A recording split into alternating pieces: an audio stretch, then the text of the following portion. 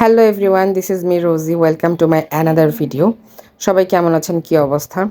তো বিকেলবেলা অলমোস্ট সন্ধ্যা হচ্ছে এবং আমাদের কিচেন থেকে এই জায়গাটা আমার কাছে খুব ভালো লাগে। খোলামেলা একটা পরিবেশ, আকাশটা দেখতে পাওয়া যায় একদম ডিরেক্টলি, খুবই ভালো লাগে। তো দেখতে দেখতে সন্ধ্যা হয়ে যাচ্ছে, মন চাইলো কিছু একটা বানাই। বিকেলবেলা তো একটু নাস্তা লাগেই, তো মনে হলো তা একটু লুচি বানাই। অনেক দিন ধরেই লুচি টুচি খাওয়া হচ্ছে না, তো এই জন্য আটা নিয়ে নিলাম পরিমাণ মতো, সাথে একটু লবণ দিয়ে দিলাম, এর সাথে একটু চিনিও দিয়ে দিছি আর তেল দিয়ে দিলাম, দিয়ে ভালো মতো একটু মেখে নিব। অল্প অল্প পানি দিয়ে, সব পানি একসাথে দিলে দেখা যাবে নরম করে ফেলবো, এই জন্য অল্প অল্প দিচ্ছিলাম। তো এটা মাখা হয়ে গেলে একটু হালকা উপর দিয়ে আবার তেল দিয়ে তারপর এটা রেস্টে রেখে দিব। ততক্ষণে আমি আলু পেঁয়াজ কেটে নিব, কারণ ভাবছি শুধু লুচি তো আর খাওয়া যাবে না, তাহলে একটু আলুর দম বানাই। আমার কাছে যদিও ছোট ছোট আলুগুলো ছিল না, এই জন্য বড় আলু নিয়েছি, এটাকে আমি ছোট ছোট করে কেটে নিব কিউব করে।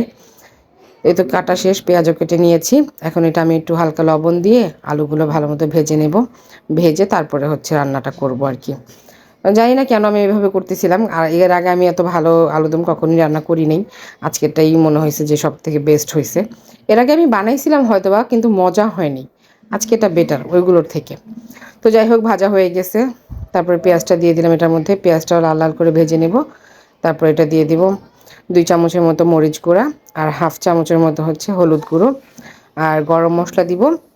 আরেকটা জানি কি মশলা দিয়েছিলাম মাঝখানে, আমি ওই যে গরম মশলার পরে ওইটা কি আমি নিজেও জানি না, আমি পাইছি আমি দিয়ে দিচ্ছি আর কি। এরকম যেহেতু আমি সবসময় রান্না বান্না করি না, আসলে কোথায় কি থাকে আমি বেটার জানি না, আমার বোন যে সবসময় রান্না বান্না করে।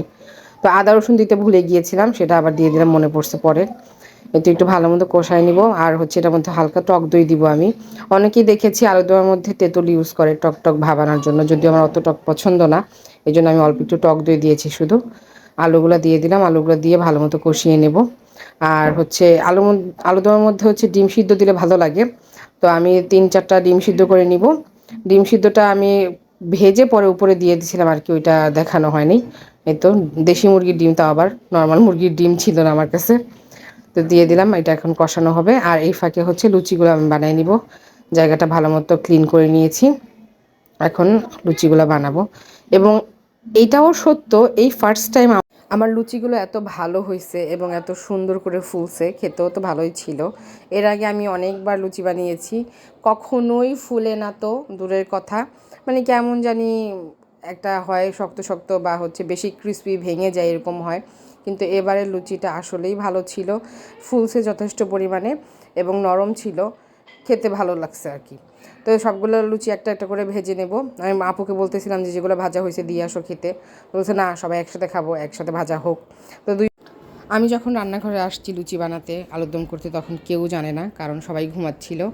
আমি একা একা এগুলো করতে আসছি, পরে আমার বোন এসে দেখে আমি এগুলো করতেছিলাম, তারপর ওকে আমি বললাম আমাকে একটু হেল্প করো, তুমি ভাজো আমি বানাই।